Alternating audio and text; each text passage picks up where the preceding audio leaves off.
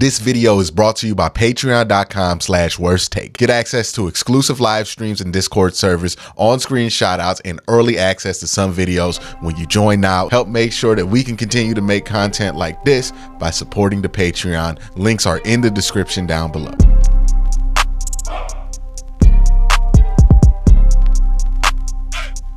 Hey, what's up, and welcome to Q&A, the show where I take your questions from Twitter and answer them here in video format. A ton of questions to get into after the Browns' victory against the Jacksonville Jaguars. A lot of questions about Joe FLACCO. I think there are several camps of the Joe FLACCO fan base, and I don't think any of these camps are wrong. I think they all have their points. There are the fans that are just simply thrilled that Joe FLACCO is playing well and is not thinking any deeper than that, and that's fine. It's absolutely fine. There are the fans that were not really like the biggest fan of Joe FLACCO coming aboard and are skeptical. And there are the fans who are like, yeah, I thought Joe FLACCO would be fine for 2 games, but now that we're approaching 3 straight starts, they're a little concerned. And I think all of those rooms or areas to be in are perfectly valid for Browns fans, given how random this whole Joe FLACCO thing was, because I don't think anybody really anticipated him playing this well, this quickly. That being said, this first one comes from Brutus Brownie, probably Ohio State and Cleveland Browns fans, right? That makes sense. Says, I know that you've been a big advocate for DTR, but I feel the same. The team gravitates to Joe FLACCO because of the extensive experience. Do you think that the team can go far in the playoffs and Kevin can game plan a scheme showcasing Joe FLACCO's strengths? Well, 2 things to that. I think the team, what has made this team special this year hasn't just been their ability to gravitate towards one quarterback. It's their ability to gravitate towards any quarterback that's asked to start for this team, right? When Deshaun was in there, they gravitated towards Deshaun. When PJ was in there, they did everything they could to gravitate towards PJ. When DTR was in there, you saw how the guys, Martin Emerson, were gravitating towards him and letting him feel confident in that role, saying all these nice things about him in the lead up to the game. Same thing with Joe FLACCO. That's one of the strengths of this team, is that they have dealt with this changing quarterback so much. Like, you think about it, this Browns team around the quarterback position has actually been very stable. Right. If you look at offensive line, if you look at the key pieces, the key skill pieces, a lot of these guys have been on the team for a while. David Njoku, almost the entire offensive line has been here since 2020 outside of the center. You got Harrison Bryant, you have pieces around the edge like that. And these guys have been on the team so long. And even if you've only been on the team a couple years, right? Let's say you're David Njoku. You went through Baker Mayfield, then you went through the Jacoby Brissett, Deshaun Watson change, and then you went through the 6 changes you had this year. This ain't nothing to you. That's the strength of this Browns team right now, is their ability to just rally around whoever is the quarterback. And do I think that Kevin can create a game plan that showcases Joe FLACCO's strengths? I think he's already doing that. I think this offense is just a natural fit for Joe FLACCO. And it's interesting, right? Because outside his 1 year that actually didn't go well with Gary Kubiak, this is the first time in a very long time he's been in an offense that made a lot of sense for him. With the offensive coordinator that's really, really qualified in Kevin Stefanski. So, he's doing a great job of executing off of great game plans, and they're building off of each other and they're making each other better. But honestly, I don't think this team goes as far as FLACCO takes them. I think this team goes as far as the defense takes them. And that's not like a slight to Joe FLACCO. You're not asking Joe FLACCO to take this team to the promised land. You're not asking him to reach back 10 years and do the same thing he did in 2012, where, a lot of people got this backwards. They think the defense carried Joe FLACCO to the Super Bowl in 2012, 2013. That just wasn't the case. The defense was good, but it was like old Ray Lewis. It was old Ed Reed. T-Sizzle was really good on that defense, but the core of that defense was so old that it wasn't the elite Ravens defense of old. But what that team did have in 2012 was Joe Flacco playing at a super, super high level at the end of that season. And that really carried that Ravens team through the playoffs. You can't ask Joe Flacco to do that. What you can ask Joe Flacco to do is just steady the ship, right? And just steady the ship as long as he needs to steady the ship. He can make some throws here or there, but you see what the Browns have had him do? All they're asking Joe to do is make them layups. And if he makes those layups, we're all good. And you can trust Joe to not only make the layups, but see the layups because he's played so much football in the NFL. So it's a good match. It's a good match between coach, coordinator, and fit, right? Like he fits exactly what the Browns need at this moment, which is a veteran who can see things, get rid of that ball, play within the structure, stay within himself, and just take the layups that are there and is smart and is experienced enough to see the layups that are there. So yeah, I think that all of that is happening there. So that is the answer to that, Brutus. The next question, I don't know why I ended it like that. The next question is from Dane Pittman, says, are you comfortable with Flacco being named a starter for the rest of the year, given his age, and should we be able to expect a high level of play we've been getting out of him so far? I'm not going to put any expectations on Joe Flacco. I've been thrilled with what I've gotten out of Joe Flacco. And quite honestly, I'm just willing to sit back and see what it is. You know, I don't think everything needs to have expectations put on it at this point. Joe's exceeded whatever base expectations people had of him. We have the chart that we have for DTR of what we felt like we needed from the quarterback position in order to make a run, to replicate what the 2015 Broncos were able to do. That's still the same for Joe Flacco. That's what the goal is for Joe Flacco. We'll see. You know, his age is a wild card, but also what is a wild card is the fact that he didn't have to spend any reps in the offseason in a camp. Also, what's a wild card is who he has to play. Also, what's a wild card is the offense that he's in.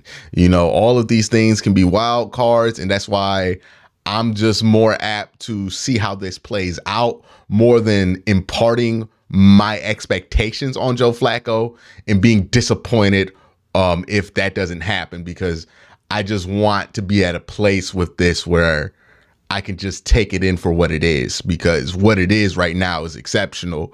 As far as the result for the team, they're 8-5. That's an exceptional result so far. And I think it's better for us as fans to put ourselves in a position to just accept. Well, not just accept, because that sounds so negative, but to take in what this season is versus being deadlocked on it must be this thing. You know what I mean? The next question comes from Mr. Camtastic, who says, what is exactly wrong with the run game? What is exactly wrong with the run game? Or is it just the O-line, the backs, the scheme, or a trifecta?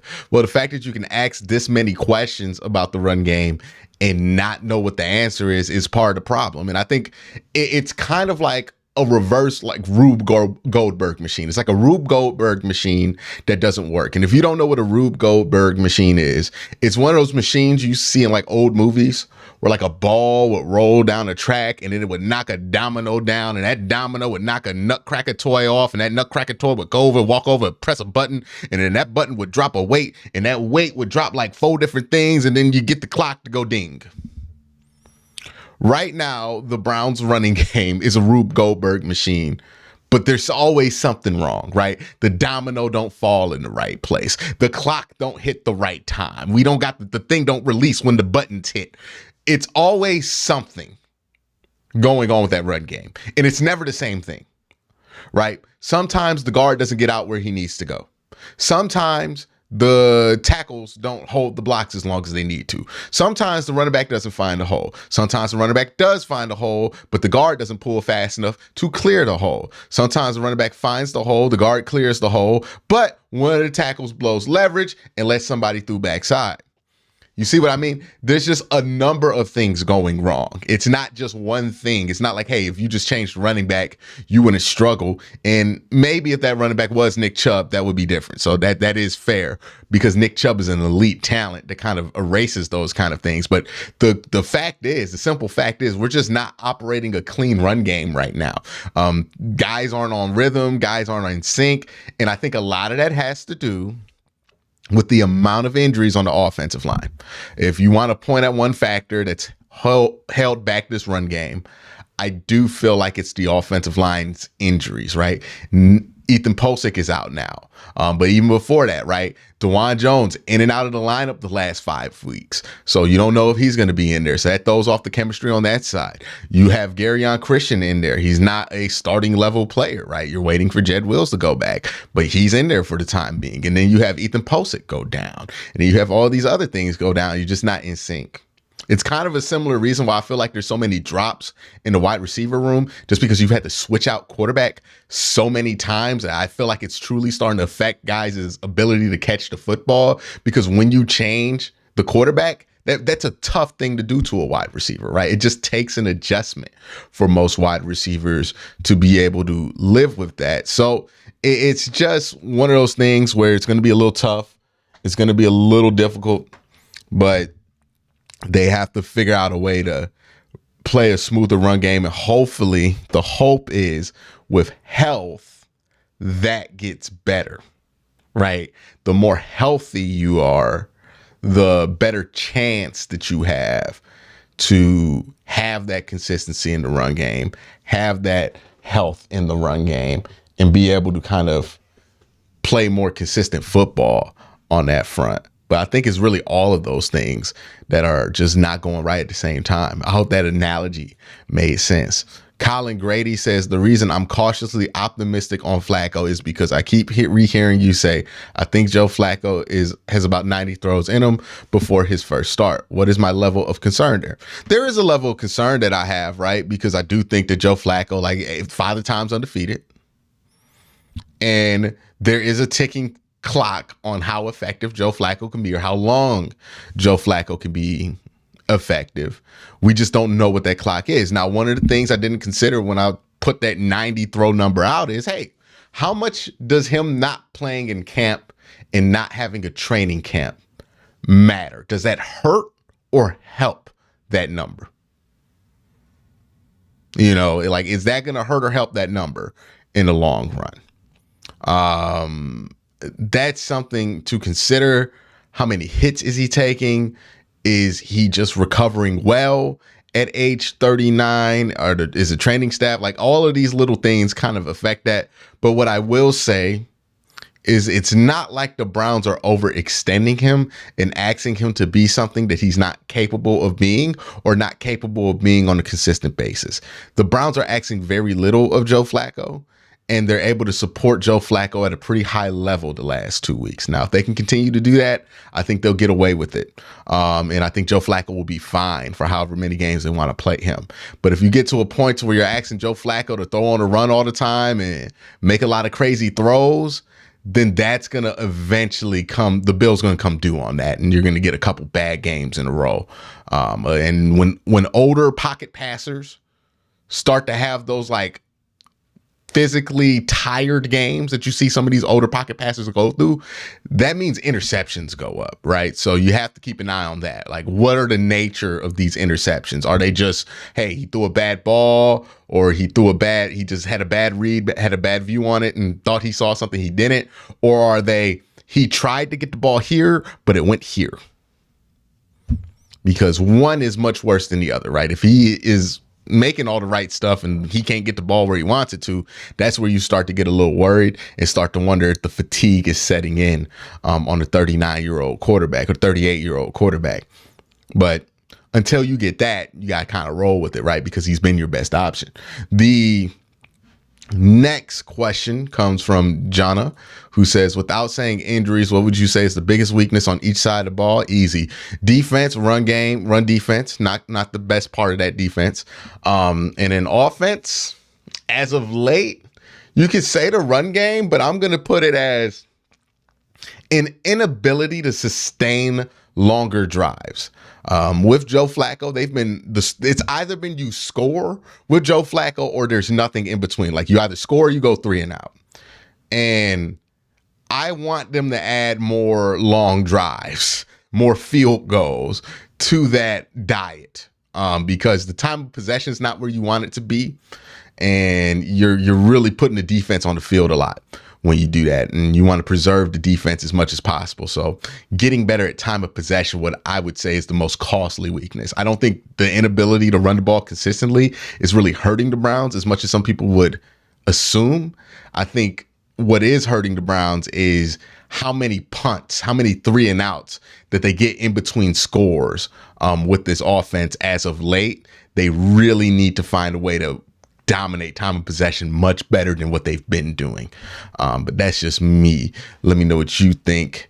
This next question is from Go Wast, who says, how much of an impact do you give to the O-line coach versus the player selection given the recent relative offensive line success after injuries? I think there's a bigger factor in there that you didn't even mention, GW. The quarterback. Style of play. What's changed, right? Jedd Wheels went out, and then DeJuan Jones has been in and out. The pressure rates haven't changed. I think they've actually gotten worse, right? We're giving up more pressures than ever. But the sack rate's gone down. Why? Because DTR gets rid of the ball in like sub 2 seconds, and so does Joe Flacco. It's about time to throw more than anything. That's why I think the offensive line has looked better.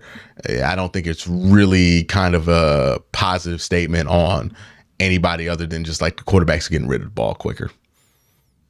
And we know that Deshaun likes to hold on to that ball to make plays. It's just a different way. Dr. James Brady says, what's the status of Jedd Wheels? Last month, initial reports were roughly 6 weeks.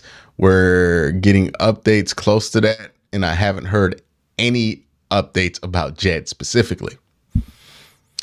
Hey man, I would be surprised if Jedd comes back this season, it would be pretty surprising. That looked like a season ender, to be honest with you.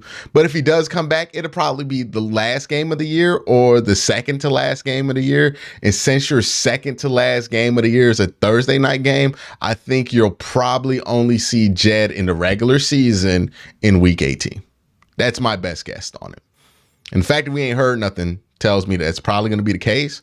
But watch, the second I upload this video, they announce that Jedd's about to be activated from IR or something like that. But thank you for the question, James. Next question comes from Aiden, who says, do you think that Myles Garrett will start to get holding calls now that he called it out? Why does the NFL let elite pass rushers get held more? Because fundamentally, the referees believe that the pass rusher has an unfair natural advantage over a tackle. That's my theory on it. I think that that's what the refs think. They think, hey, edge rushers are so much more athletic. They're so much faster. They have a better angle on the play because they're facing it. And they think that just being an edge rusher gives you an unfair advantage. So offensive linemen should be able to hold to balance that advantage. It's really what I think it happens, especially with the elite guys. Like the refs just look at Myles and they look at that poor bastard. They got to block Myles and they go, well, if we don't let him hold, there's nothing he can do. They see not calling the holding as balancing what they feel to be an unfair competitive advantage. Now, is that how it should go? It's up for debate, but that's my theory on it. That's why I think holding never gets called, especially for guys like Myles and TJ, is these refs take one look at Myles Garrett and then they look at Blake Hance and they go, this ain't a fair fight. You gotta let him use a weapon, right? Like, and that weapon's holding. That's my thought on it. They view it like a regular person would view a 5'10" man getting in a fight with Myles Garrett on the street. Like, nobody's gonna get mad at a 5'10" man who's fighting Myles Garrett if they use a weapon, because that just looks like you balancing the odds, right? And that's why they don't call it a holding. They just feel like you balancing the odds. They feel like Myles Garrett himself is an unfair competitive advantage. Again, there's a debate to be had on whether that's how it should be viewed. And there's a debate to be had on, hey, if they didn't call holding, would the game be better? Or would we just get what we want because we have Myles Garrett on our team? Because you also got to think about the flip side. We got Garrett Christian out there. When it's not Garrett Christian, it's Jedd Wheels. Let me tell you something. Both them brothers holding a lot. So yeah, you might get those sacks, or you might not get those. You might get those holding calls when Myles gets held. But also, what happens on the other side of the ball? Like, does that actually make a better game? Is that something you want to watch? Is them stop the game all the time for holding penalties? You know, I think it's one of those things we want when it's a big missed call. But let's be real, they're not calling it because they just see edge rusher versus offensive tackle as a massive mismatch, and they got to balance it some way, or else it just becomes unwatchable. Phil says, if the team plays at this level and continues to improve, what do you see as their ceiling? I don't know. Be honest with you. I don't know. I have not seen enough of this team with this quarterback to have a definitive opinion on what their ceiling could be. I would like to see 4 straight weeks, right? Like, if we get Joe FLACCO for 4 straight weeks, then I might be able to make more definitive conclusions, but it's only been 2 weeks. So I'm not ready to make a definitive conclusion just yet. Mark says, why don't they move Myles around like the... You just can't do that all the time, right? Because you move Myles around. The issue with motion on the defensive side of the ball is that you're not in control of the snap. So you could have Myles motion and then effectively put him in a twist with no twist. You know what I mean? If they snap the ball while he's in motion. So I think that's why they don't do it. Again, if Jim Schwartz doesn't think he wants to do it after seeing it, there's probably a reason there. But that's it for Q&A. Y'all have a great day. Have an even better night. Peace.